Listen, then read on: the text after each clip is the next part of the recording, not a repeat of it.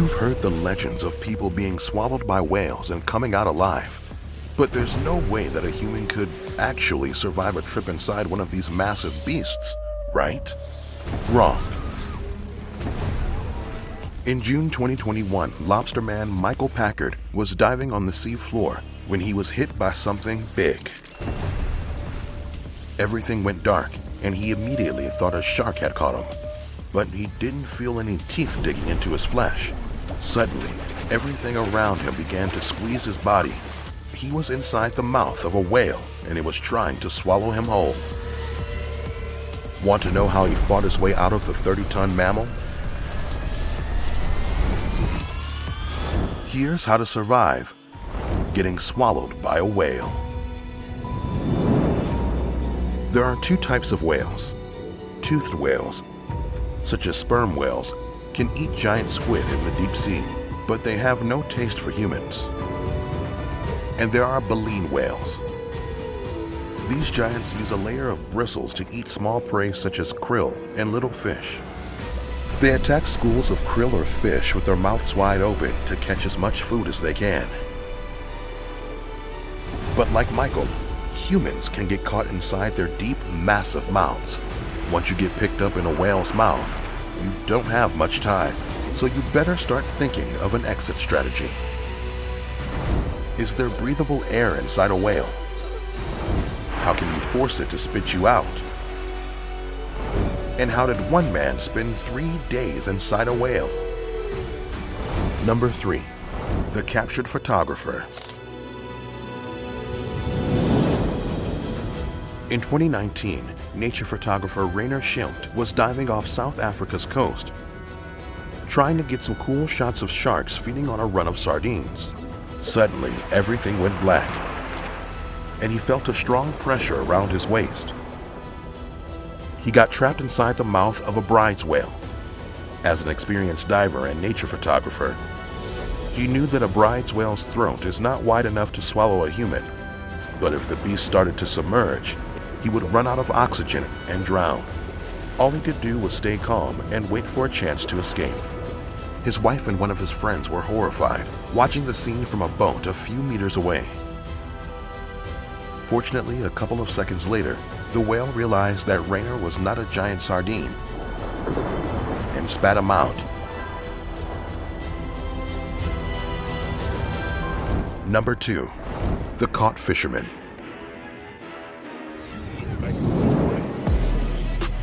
American lobsterman Michael Packard realized that his entire body was inside a humpback whale. He could even feel the whale diving down. If he didn't free himself soon, he would run out of oxygen and die. Suddenly, everything around him started to crush him. The whale was trying to swallow him. He began to struggle, and he could tell his scuba gear was causing some discomfort to the whale. He continued fighting. A few seconds later, the whale's mouth opened. Michael could see light again. The whale shook its head until it expelled the lucky lobsterman. He was alive and well, but he had spent about 40 seconds inside the mammal. Other fishermen rescued him from the water and took him to the hospital. He had only broken one leg. Before we move on to our last story, let's see what we can learn from these survivors' experiences.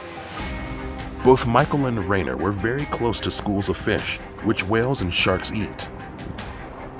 That would make them vulnerable to being gobbled up by a 30-ton beast trying to catch as much food as it can. But both men were experienced divers, and they were wearing professional diving equipment that allowed them to keep breathing while trapped inside the whales' mouths. After the whales freed them, their crews immediately helped them.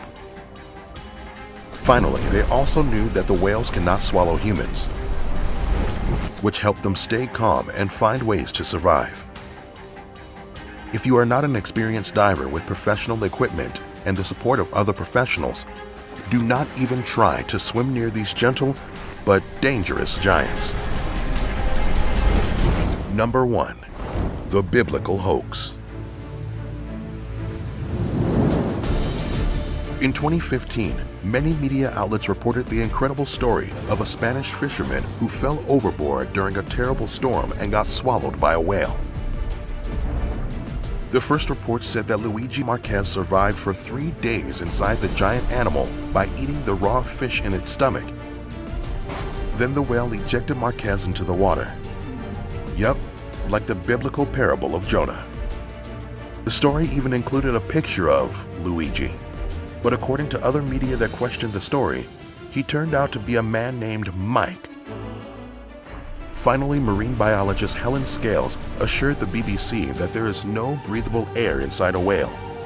So Luigi, or Mike, would have died long before the 3 days he claimed to be inside the whale.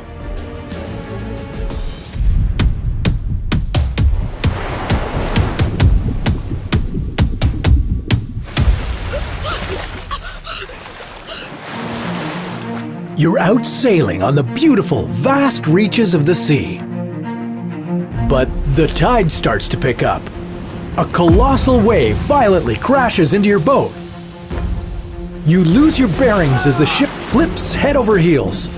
You're trapped in your cabin, sinking into the depths of the sea with little food, drinking water, or supplies. Here's how to survive being trapped underwater. There have only been a handful of people who have been stranded underwater and lived to tell the tale. On May 26, 2013, Harrison Okene was trapped in his tugboat after it capsized. It sank more than 30 meters to the bottom of the ocean. He survived for a breathtaking 3 days before he was rescued by a diving team. But it wasn't just luck that helped him defy death. It all came down to physics. How much time would you have before you ran out of air? How could you stay warm in the freezing water? And what could kill you before you ran out of oxygen?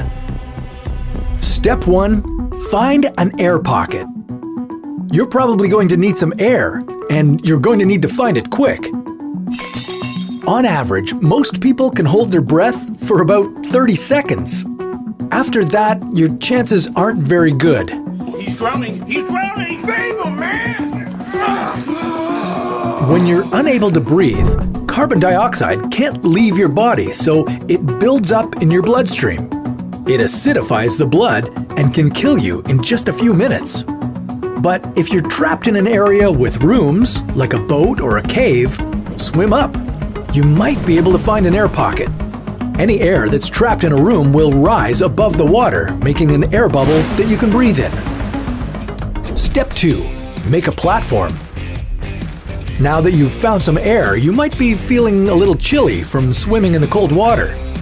Hypothermia sets in when a person's temperature falls below 35 degrees. You'll start to shiver, feel tired and confused, lose consciousness, and die within hours. If you didn't pack your pool floaties, try to find anything you can to keep yourself above water, like wood debris. Okene found a mattress to keep him afloat. This will help slow down the amount of body heat you lose and help to prevent hypothermia. Step 3. Keep the water moving. You might think that running out of air is the next problem you'll face in an enclosed space, but you'll build up toxic levels of carbon dioxide in your blood before you use up all the oxygen. Splash the water inside your air pocket. That'll increase the surface area of the water so it absorbs more CO2, helping to keep the amount in your blood from reaching toxic levels. Step 4. Try not to panic. Panicking and hyperventilating uses a lot more oxygen. The more oxygen you take in from the air, the faster you'll run out of it, and you'll be replacing it with toxic CO2. Keep calm by thinking of loved ones, your favorite activities, or thinking of a happy place. Step 5. Wait for rescue. Unfortunately, if you're stuck in deep waters, you probably won't be able to swim back to land. Your best chance of surviving is to live as long as possible until a rescue team arrives. Once you make it out of the water, the danger doesn't end there. You'll have to enter a decompression chamber to readjust from deep water pressure to normal pressure levels. The decompression process can last for days, depending on how long you spent underwater and how far down you were. But now you've made it. You've survived being trapped in one of the deepest dangers you might find yourself in. So the next time you go out on the water, don't go alone. Always make sure someone on land knows when you plan to return. If you do find yourself in a situation like this, they can send a rescue team to find you. I'm the king of the world! You're enjoying a nice day on an ocean cruise. You're relaxed and secure. Too bad that a rogue wave, human error, high winds, or a mechanical failure just ruined your trip. Suddenly, a huge spray of water douses your clothes. People are rushing around, shrieking and falling over deck chairs. The floor underneath your feet is lurching. Your ship is sinking. Here's what you can do to survive a sinking ship. Long before a potential disaster strike, there are steps you can take in order to be prepared. First up, listen. Before a ship sails very far, the captain or a crew member will give a safety briefing over the speakers. As boring as that may be, it will prepare you and maybe even save your life. Find where your life jacket is and practice putting it on. Because it may restrict your movement when it's on, don't wear it. Just carry it with you during an emergency and put it on when you're on the deck. Always have your important medication with you in case your ship does sink and you're on a lifeboat for several weeks. Next, take a walk. Make a mental note of the signage, the stairwells, and especially the exits. In case of smoke impeding your sight, you need to have an idea of where everything is during an emergency. Disaster strikes. Now, do the same thing you did earlier. Listen. The crew is trained for emergencies, so if instructions are being issued, follow them. Most importantly, do not panic. According to studies, 70% of people experience lessened reasoning ability when they panic, and you don't want to be one of them. If you're on the lower section of the ship, get up toward the deck. Stay on the ship for as long as you can, as it's your safest bet. Avoid jumping into the water, as that's the most dangerous option. Did you feel a big lurch? Do you see water where it shouldn't be? Listen for your captain to announce abandoned ship, and watch for the crew to drop lifeboats into the water. When a crew member helps you into a lifeboat, stay calm. When you're out at sea, collect rainwater in any containers you have. Do not drink seawater or urine. People with determined and positive attitudes are the ones who tend to survive. Distract yourself from the cold and other discomfort by playing mental games, counting, and thinking of others. If you can, try to tie your lifeboat to other lifeboats. Ideally, all the lifeboats will be tied together so that everyone is easier to find and rescue. Your best chance of survival now is to be helpful and friendly to your fellow survivors. Share your water, food, and good morale. It'll be difficult and scary, but if you follow these instructions, you have a good chance of surviving a sinking ship.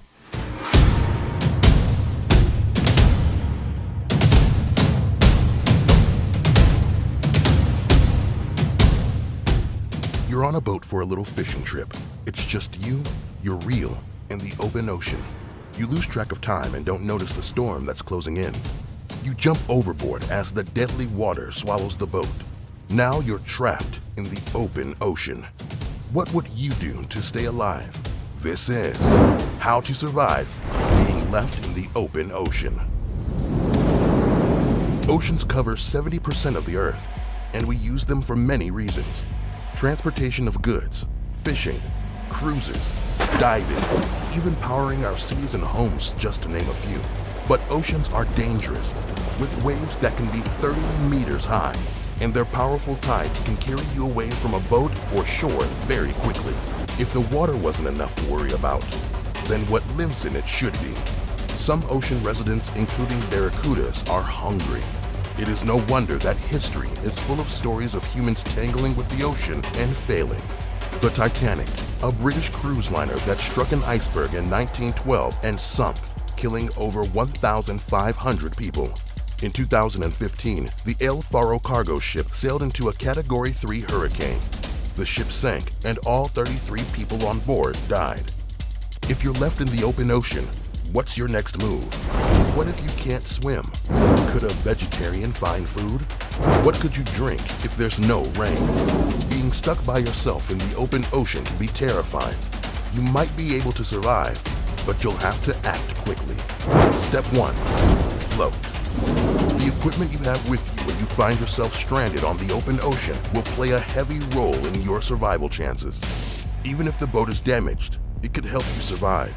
It could help you to stay afloat and stay dry. Your first priority is finding a way to float.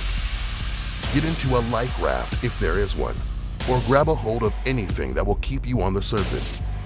You don't know how long it'll take to be rescued, so even if you're a strong swimmer, wear a personal flotation device. These include inflatable life vests and foam vests. Either way, their main task is to keep the wearer floating when they cannot do it themselves. If you don't have a PFD, you've got two choices. If the water is calm, you can lie on your back. If the water is rough, do a survival float. Take a deep breath of air and lie stomach side down. Keep just the back of your head above water and let your limbs hang beneath you. Resurface only to breathe. Step 2. Stay mentally strong. There is more to survival and staying fed and being warm. You must remain mentally strong and cope with the extreme amounts of stress if you are to see this situation out. Use a positive attitude and spunk to help you survive. The key is to be goal-oriented. Start small, and remember all the good things in life so you know what you're striving for. To fight off loneliness, keep your mind occupied, whistle, or concentrate on getting food. Step 3. Eat up. Your next challenges are finding food and staying hydrated. Even though you're in the middle of the ocean, don't drink that salty water. Find containers you can use to capture rainwater, or let your clothing absorb rain. Drink the water as you wring out your clothes. If there's no rain, blood from birds and turtles is 70% water. You can catch turtles if you're fast enough. If you take up fishing, you can use fish guts as bait to catch birds. In the ocean, food is easier to come by than water. Remember, your body needs water more than food. Water helps you process food, so if you don't have water, you can't eat. Use string, thread, or cord as fishing line. Screws, nails, or any bent metal can be used as hooks to catch fish. If you're a vegetarian, you can eat any seaweed that floats by and phytoplankton. Step 4. Avoid exposure. The elements pose a big, large risk to your survival. If the water or weather is cold, hypothermia will be your enemy. Make sure there's no water in your raft or boat. To maintain your body heat, do small movements or exercises and keep your blood pumping. Keep all your limbs close to your body to stay warm. A lot of heat escapes from your head, so make sure you cover yours. But if it's hot, heat stroke and dehydration are the threats. Try to stay out of the sun during the hottest part of the day to avoid sunburn. Cover yourself so your skin isn't exposed. A sail or parachute will help. And if you're getting too hot, wet some clothing to lower your internal temperature. Step 5. Help rescuers find you. Now that you're adapted to your situation, it's time to be rescued. Do you have a flare gun? Or get something shiny to signal planes or ships? A piece of mirrored glass works well. Staying aware of your surroundings is key to finding a way off the ocean. Watch which direction birds are flying at night, as they'll head for land. The sun sets in the west, so use that as a navigation tool. If visibility is poor, listen for waves crashing or breaking. This is key to finding an island. While the environment is harsh, you can survive being stranded in the open ocean. And you're not the only creature out there. Lurking in the shadowy depths of the ocean is one of the creepiest fish you'll ever see. The anglerfish. With a huge razor-toothed mouth, small dead eyes, and pointy fins, this fish is pure nightmare fuel. These deep-sea predators are known for their bioluminescent lure, used to attract prey in the pitch-black waters they inhabit. They'll eat anything they can find in their hostile environment. That includes shrimp, snails, and smaller fish. And thanks to their big mouths and flexible bodies, they even hunt for prey twice their size, like octopuses and sea turtles. But as frightening as they look, humans aren't really on their menu. And even though their females reach sizes of up to 1 meter, the anglerfish is still the smallest on this list. Today, we're comparing sizes of some of the most threatening creatures lurking beneath the waves.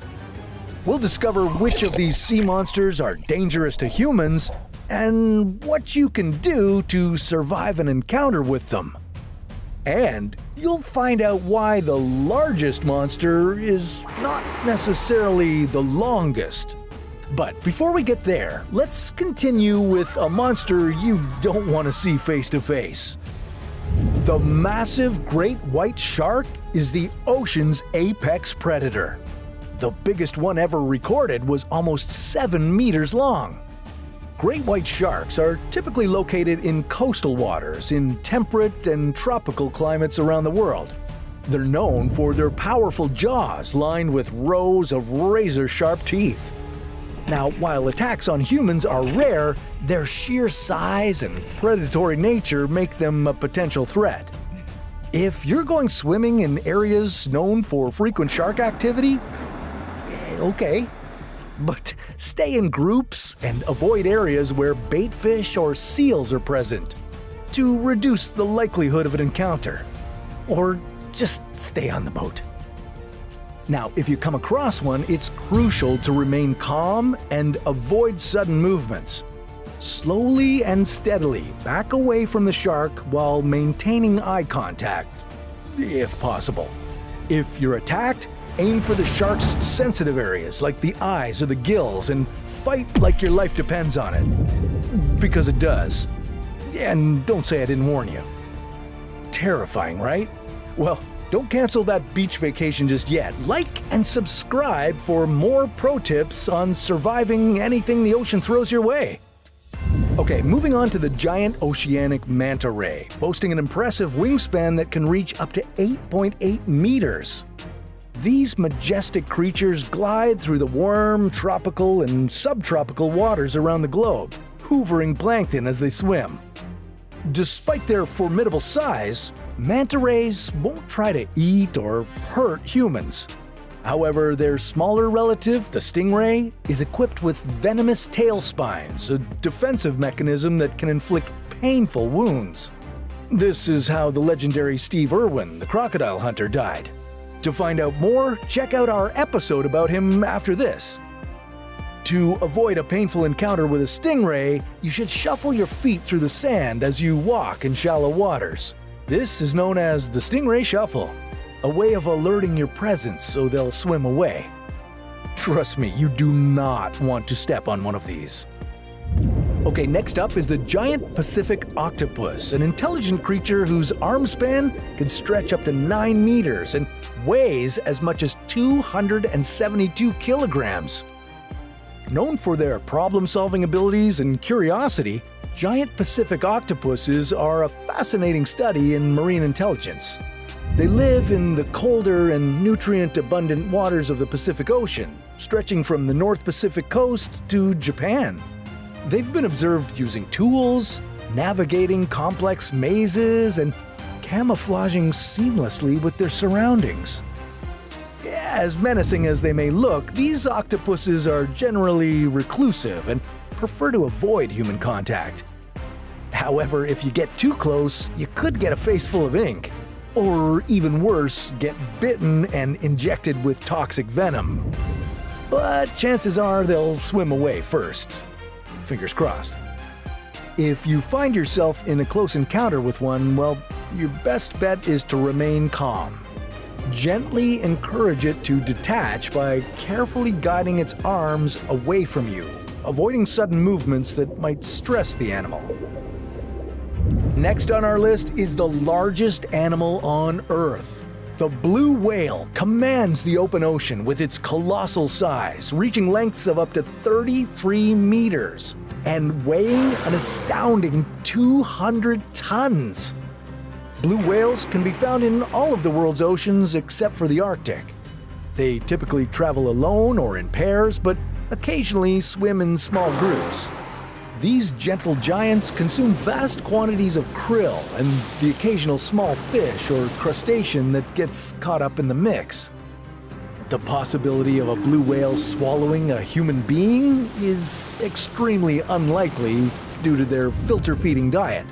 And if it happens, well, it'll be by accident, like Michael Packard experienced in 2021. The 56-year-old diver was looking for lobster near Cape Cod in the US when he felt a humpback whale resurfaced and spat him out unharmed. Like the blue whale, the humpback uses its baleen plates to filter water, trapping the krill inside for consumption. They have no interest in bigger prey, nor do they have the teeth to chew on them. But had it been an orca, this story might have ended in tragedy. Finishing our list, the lion's mane jellyfish's remarkable length earns it an honorable mention in the realm of ocean giants. Its massive bell can reach over 2 meters in diameter, and its tentacles can extend up to 36 meters, surpassing the blue whale's length. This giant jelly is found primarily in colder waters like the Arctic, Northern Atlantic, and Pacific Oceans. And their long tentacles aren't just for show. They're equipped with nematocysts, tiny barbed cells containing poison. Their sting can cause symptoms like intense pain, redness, and muscle cramps. If you get stung, rinse the affected area with vinegar to neutralize the venom and carefully remove any tentacles using tweezers. Then apply a hot pack to alleviate the pain, or better yet, soak in a hot bath. If your symptoms include severe nausea, swelling, or trouble breathing, get medical attention immediately. On February 24th, 2010, during the Dine with Shamu show at SeaWorld in Florida, guests were enjoying their lunch while watching trainer Don Brancho interact with the star of the show, Tilikum, the largest orca at SeaWorld. But this lovely afternoon was about to take a dark turn. To this day, you haven't been able to get the images out of your mind about what happened that day. Correct. Can you take us back to what you actually witnessed at the park? I showed up at the pools where Tilikum had taken Dawn into, and it was very chaotic. Dawn was at the edge of the pool rubbing Tilikum's head as part of her end-of-show routine. What happened next is remembered differently by witnesses. Some say Tilikum grabbed her by her ponytail. Others claim it was her arm or shoulder. Whichever it was, in a split second, Dawn was gone. The massive mammal had pulled her into the pool. The audience watched in horror, unable to comprehend the tragedy unfolding before their eyes. What followed was a terrifying scene as Tilikum violently attacked Dawn, holding her underwater for 45 agonizing minutes. What made Tilikum snap? Why did the whale hold onto Dawn's body for so long? And what happened to the footage of the attack? Well, to understand the tragic events of that day, let's take a step back and look at the life and career of Dawn Brancho. Dawn's love for marine animals began at an early age. During a family vacation to Orlando, she got her heart set on becoming a Shamu trainer. She pursued her dream with passion, eventually joining SeaWorld and working with orcas for 15 years. Dawn was dedicated to her job, maintaining incredible physical fitness to handle the demanding work with orcas. She ran marathons, cycled, and lifted weights to stay in top shape. Her hard work and charisma made her the face of the Shamu show, bringing in millions of dollars for SeaWorld. And despite her love for the job, Dawn was also well aware of the dangers. She often acknowledged the risks involved in working with killer whales. And the risks were real. There have been more than 40 documented safety incidents involving trainers and orcas at SeaWorld and other parks. So it should be no surprise that this wasn't Tilikum's first offense. Dawn was actually his third victim. Tilikum's story is one of tragedy and neglect.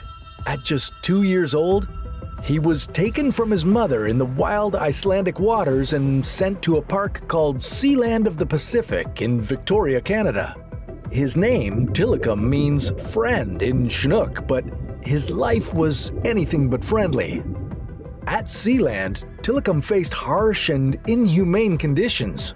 Food was often withheld as a training technique, and he was regularly targeted and bitten by 2 alpha female orcas with whom he shared a tank. Performing 8 shows a day, 7 days a week, took a toll on him. Animal experts had long warned that Tilikum's aggressive tendencies, exacerbated by years of abuse and stress, made him a ticking time bomb. And on top of all that, Tilikum was a transient whale, a type known for their aggressive hunting behavior. Transient orcas are stealthy and ambush their targets, primarily marine mammals. After years of this relentless performance schedule, Tilikum was about to have his first taste of blood. The orca's aggression first turned deadly in 1991 with the death of Kelty Byrne. She was a 21-year-old marine biology student who was working at Sealand when she slipped and fell into the pool. She tried to come up for air, but Tilikum dragged her to the bottom of the pool twice, where he and other orcas bit her and held her until she drowned. According to some witnesses, Tilikum grabbed Kelty while the other 2 orcas prevented the park's staff from helping her. This shocking incident led to the closure of Sealand a few months later. Tilikum was transferred to SeaWorld in Orlando, Florida in 1992. 7 years later, the killer whale would claim his second victim. Sheriff deputies have identified the 27-year-old man found dead in a killer whale's tank at SeaWorld. The victim is Daniel P. Dukes from South Carolina. On January 6, 1999, Daniel Dukes, a homeless man, managed to sneak into SeaWorld at night and enter Tilikum's pool. The next morning, Dukes' body was found draped over Tilikum's back. His body was severely mutilated, though SeaWorld claimed he had drowned. The incident raised serious questions about the safety and ethics of keeping such powerful and intelligent animals in captivity. Animal rights activists pointed to the conditions Tilikum was kept in as a major factor in his aggression. Trainers often allowed other whales to attack Tilikum until he bled, and he was kept in isolation for long periods of time. Marine mammal trainer Rick O'Berry suggested that Tilikum's violent behavior was a result of extreme boredom and frustration, comparing his captivity to a human living in a bathroom their whole life. And this brings us back to Don Brancho, who always treated animals with love and respect. Despite Tilikum's troubled history, Don Brancho formed a strong bond with him. Some trainers believed that Tilikum loved Don, making the attack on her even more shocking. On that fateful day in February 2010, Don's routine interaction with Tilikum turned deadly. After pulling her into the water, Tilikum thrashed her around, causing severe injuries. No one knows for sure why Tilikum hung on to Don's body for so long underwater. As incredibly intelligent animals, orcas are very deliberate with their actions. Some people believe it was a desperate attempt to fight back. It might have been all the roughhousing, the constant demands of performing, or maybe the compounded years of abuse that finally caused the whale to snap. An autopsy revealed that Dawn died from drowning and blunt force trauma. She suffered broken ribs, a broken sternum, dislocated elbow and knee, and abrasions on her upper back. The death of Dawn Brancho is the result of drowning and traumatic injuries. Initially, SeaWorld claimed that Dawn had fallen into the pool and it was her fault for having a ponytail near Tilikum. But former trainers and witnesses disagreed. And I got more infuriated when I came home and saw the spokesperson for SeaWorld saying she slipped and fell into the tank, which was not what happened at all. When Dawn was killed, investigators and OSHA, the Occupational Safety and Health Administration, got SeaWorld's video footage and photos of the incident. News organizations wanted access to the records, but Dawn's family insisted that they be kept private out of respect. In the aftermath of Dawn's passing, SeaWorld implemented significant changes. The incident raised serious questions about the safety protocols at SeaWorld and the ethics of keeping orcas in captivity. They banned trainers from entering the water with orcas, aiming to prevent future tragedies. OSHA discovered this wasn't an isolated case. In the 2 decades before Dawn's death, SeaWorld had documented 100 instances of aggression or precursors to aggression, with 12 of the incidents resulting in trainer injuries or death. Dawn's death and Tillicum's story became the focal points of the documentary Blackfish, which exposed the dark side of SeaWorld and the captivity of orcas. The film had a profound impact, leading to a significant drop in SeaWorld's attendance and revenue. Boycott SeaWorld! Public outrage grew, and several music artists canceled their performances at SeaWorld in protest. In 2016, SeaWorld announced that they were ending their killer whale breeding program and said that the orcas in their care will be the final generation at the park. We interact with them day in, day out. We're working together and having a lot of fun as well. The tragic death of Dawn Brancho raised important questions about the ethics of keeping intelligent sentient beings like orcas in captivity. While Tillicum's actions were shocking, they were also a symptom of a much larger problem. Relationships between humans and wild animals will always be dangerous. And some people, like the crocodile hunter, push their luck to the limit until one day it's all over.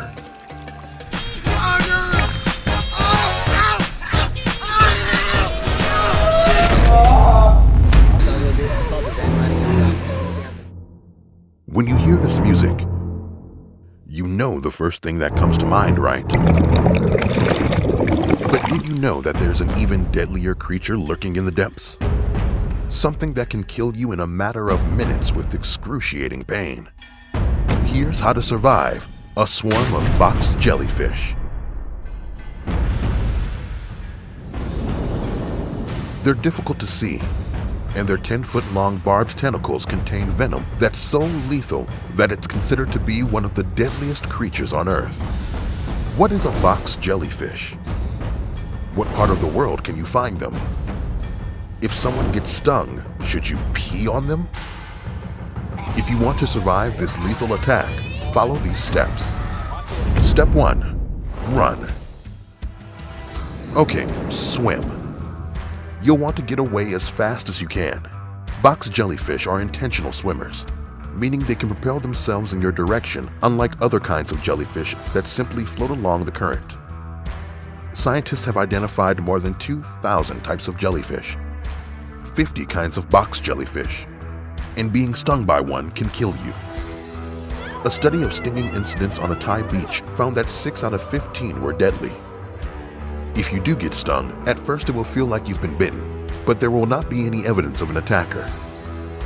The sting will have come from the jellyfish's tentacles, which make jellyfish Mother Nature's stinging machines. Each tentacle contains thousands of stinging cells. Go deeper and you'll find nematocysts. Inside each nematocyst is a stinging thread, coiled and ready to be launched. They can fire a microscopic harpoon at 60 kilometers per hour. Inside that harpoon is a spiny, hollow tube that injects the venom into its victim. Now you'll need to get medical attention right away. In only 3 minutes, a box jellyfish sting can be fatal. Your heart is about to start racing as your body freaks out and shuts down. Muscle spasms, extreme fatigue, and confusion will set in quickly, and you'll have difficulty breathing. Scientist Angel Yanagihara suffered this horrific sting in 1997 in Hawaii while studying for her PhD. Only 500 meters offshore, she swam into a swarm of box jellyfish. It was early, before dawn, and she didn't see a thing, but she felt the stinging in her neck and arms, and her lungs felt like they were on fire and started to collapse. Miraculously, she made her way back to shore, and 3 days later, after recovering enough to get out of bed, she decided to dedicate her life to studying these jellyfish and help save people from their fatal venom. Step 2. Remove the stingers. You'll need to work quickly to find and remove the stingers. If you're the person doing the removing, use tweezers, a credit card, or some other tool. You don't want to come in contact with the venom. Removing the stingers will also prevent more poison from entering the person's bloodstream. Don't use fresh water on the wounds because that will make the pain even worse. Treat wounded areas with vinegar. This won't be difficult as the stinging tentacles will leave thick, rope-like marks on the victim's body. The vinegar will help stop the venom from spreading and provide some pain relief. And I don't care what you've read or seen on the internet, do not pee on the victim. This is an urban myth. It does not work, and it's gross. The victim has enough problems right now. The ammonia and urine in pee can help some stings if they're applied separately to the wounds. But our pee contains so much water that it would likely inflict more pain. A 10-year-old Australian boy was stung by a box jellyfish, but under very fortunate circumstances. He was in the middle of a swimming lesson and surrounded by lifeguards. He was about 50 meters offshore when he was stung. Immediately, he was brought back to the beach and given oxygen as other lifeguards poured vinegar on his wounds. He was taken to a nearby hospital with an elevated heart rate, but stabilized shortly after that. After an ECG and some ibuprofen, he had a hot shower and was released within a few hours. Step 3. Avoid them in the first place. Knowing the dangers of these creatures, where they live, and how they behave will go a long way in preventing this from happening. Box jellyfish can be found a few hundred meters offshore. They live in all oceans, some freshwater lakes and ponds. The most lethal species are found in northern Australia. Scientists consider them to be the most venomous marine animal. They have an incredible range in size, from the size of a thimble to a diameter of 2.4 meters. Their tentacles can stretch more than 60 meters in length. Box jellyfish are known to kill on average 1 person each year in Australia and up to 6 in the Philippines. But if you stay away from warmer water where these killers hang out, they're not something you'd necessarily have to worry about.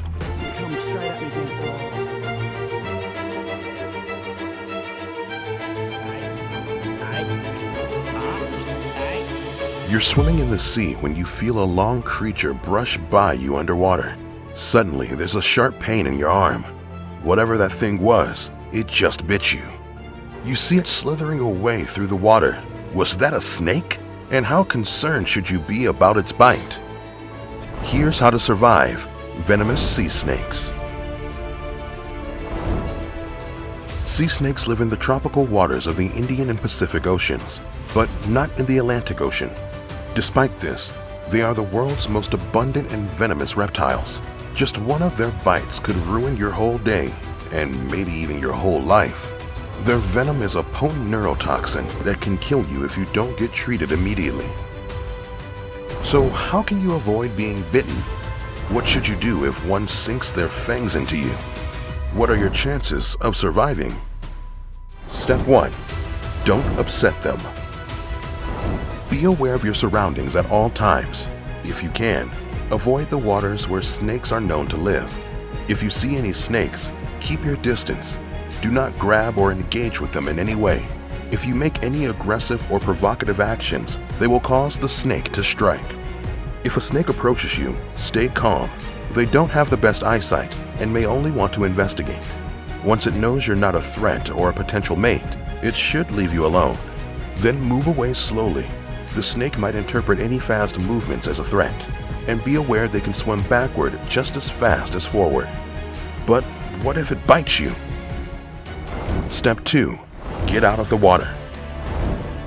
Sea snake venom can paralyze your muscles, so after being bitten, the most important thing you can do is get out of the water. Otherwise, you could drown, and don't bother trying to suck out the poison. It won't help. Step 3. Apply pressure. Immediately remove any clothing or wetsuit around the bite. The area needs to be clear for treatment. Apply pressure to the wound as soon as possible to slow the venom spread. Wrap the wound tightly with a pressure bandage and continue it as far up your arm or leg as you can, but don't cut off your circulation. Every 10 minutes, remove the bandage and clean the wound. Then reapply the bandage. Continue this process for 4 to 6 hours after being bitten. Step 4. Get medical help. There are 50 species of sea snakes, and all of them are venomous. Once bitten, you'll need medical treatment right away. If you don't feel any effects from the venom, get to a medical facility and calmly let them know what happened. It can sometimes take up to 3 hours for the poison to take effect. You could feel muscle pain or have paralysis and difficulty speaking. You'll likely be admitted into the intensive care unit and be treated with antivenom. Thousands of divers and anglers get bitten by sea snakes every year. Anglers often get bitten when pulling nets out of the water. A 23-year-old was working on a trawler 75 kilometers off the coast of northern Australia. A sea snake bit him as he pulled a net out of the sea. His ship sent an immediate call for help, but he died within 2 hours. Thankfully, this was a rare case, as only about 3% of the bites are fatal. But a sea snake bite still won't be much fun for you, so keep an eye out for them in the water, and don't think you're any safer on land. Sea snakes are amphibious and go onto the land to shed their skin, mate, and lay eggs. They are not the only deadly snakes known to venture out of their watery homes. Take the anaconda, for instance. If one of these beasts latches onto you, you'll need a lot more than an antivenom to save your life.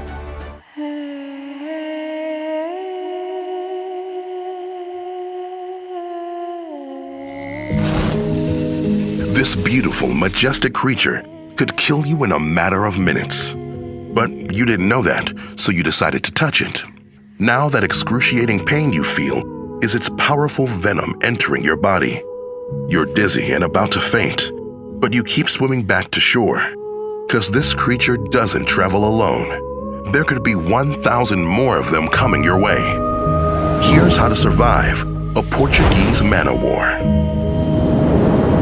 This critter got its name as it resembles an 18th century Portuguese warship under full sail. The man-o-war is a type of siphonophore, a colony of multiple, genetically identical individuals living together to form a whole. And all members of a man-o-war work together as a killing machine.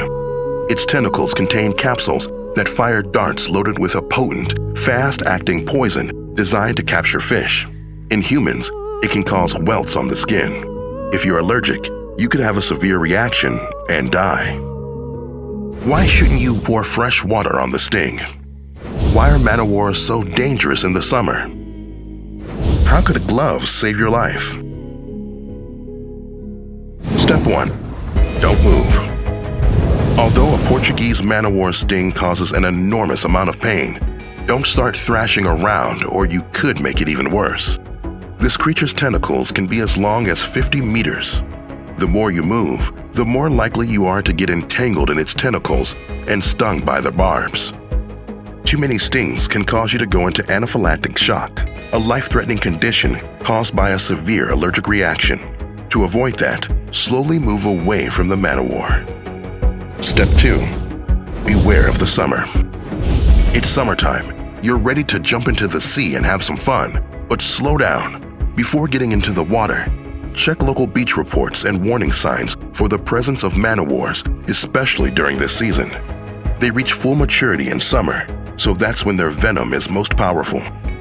In the summer of 1987, a 67-year-old woman was exposed to almost 6 meters of a Portuguese man-o-war's tentacles.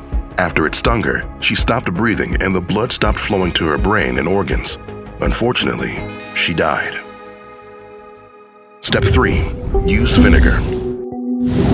Pouring fresh water on the wound might be your first instinct, but that would only make things worse. You just got out of the salty ocean. If you pour fresh water on your wounds, the change in salinity will release the venom still in the tentacles. Instead, rinse the wounds with salt water or vinegar. That will inactivate the stingers and prevent them from releasing more toxins. Step 4. Wear gloves. Now it's time to pull the tentacles off your skin. They might be difficult to spot and remove, but do your best to do it carefully. Never touch the tentacles with your bare hands. Wear gloves or something that could protect your skin against those venomous barbs. Step 5. Apply heat. In 2017, experts at the University of Hawaii, Manoa, discovered that after you put your wounds in vinegar, you'll need to apply heat. Put the wounds in 45 degrees Celsius water or apply a hot pack for 45 minutes. This will help inactivate the venom that's already in your body. If you develop shortness of breath, chest pain, and weakness, you'll need to seek medical attention right away.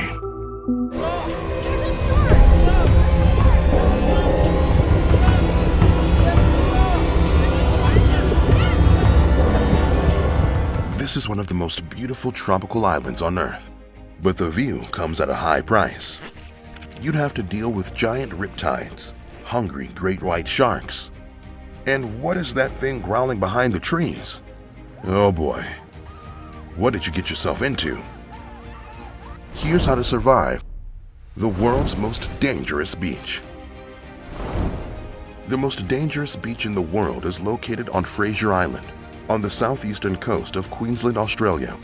Its Butchula name is Gahri, which means paradise. Sure, this island earns its nickname with its breathtaking scenery, but it can turn into a purgatory fast. Its 120-kilometer length is a minefield of dangers, water predators, rainforest beasts, and even the sand itself could be lethal. There may not be lifeguards to help, so you're on your own this time. Could you outswim a riptide? Which creature could eat your child? How could vinegar save your life? Step 1. Don't pet the dogs. If you see a cute dog roaming across a beach, don't pet it. It's a dingo. These wild animals scavenge for leftovers that dirty humans leave on the beach. Dingoes are curious, and they'll investigate human camps, especially if you leave food. Dingoes are highly aggressive towards humans and have a history of attacking little kids. Step 2. Beware of underwater killers. If you're brave enough to dip your toes in these waters, keep your eyes open. You could encounter the biggest, most dangerous water predator, even in shallow waters. Standing face to face with a great white shark is something straight out of your nightmares, but as unbearable as it sounds, you shouldn't panic. Splashing water as you try swimming away would only attract the shark, and you can't outswim it. A great white might be easy to spot, but this tiny killer might not be. Its bell is no bigger than 20 millimeters in diameter, and the Irukandji jellyfish is the world's most venomous box jellyfish. If this cutie stings you, you'll feel the most excruciating pain and could have trouble breathing. Drenching the wound with vinegar for 30 seconds or more could help neutralize the venom before it's too late. Step 3. Watch the waves. Now that you can handle the wild things that want to eat you, you have to deal with something that can drown you. Since you can't rely on beach flags or lifeguards being nearby, you'll have to look for signs of a riptide. They're quite common around Fraser Island. Staring at the waves for a few minutes will help you identify one. Riptides will look like dark spots in the water moving in the opposite direction of the other waves, and they'll have a rippled surface surrounded by still water. If you find yourself trapped in a riptide, try to remain calm and don't try swimming to shore. You'll never outswim a riptide. Instead, swim parallel to the shore and toward breaking waves. Step 4. Don't drive. While you're on the most dangerous beach of all, maybe you should leave your vehicle behind. These sandy beaches could cause drivers to wipe out, roll over, or have head-on collisions. In 2018, a group of tourists decided to drive their Range Rover along the beach, but the high tide waterlogged the sand and rolled the car over. The people got out of the vehicle quickly, but it couldn't be removed for a few days. By then, the sand had covered most of the overturned car. Step 5. Find a creek. Keep in mind that you're on a remote island. If you get hurt, you won't be able to get medical help there. Maybe you should stay out of the shark-infested waters. You can swim in Eli Creek inside the island. It has clear, fresh water that you can enjoy. Or try Lake Mackenzie, which is surrounded by tea trees. Their oil is said to heal aches and pains, and the water is free of jellyfish. You survived the dangers of Fraser Island, and now you've developed a taste for treacherous travels. The next stop on your list is the Devil's Pool. Take one wrong step here, and you could plummet 108 meters to your death. If you don't want that to happen, keep watching How to Survive.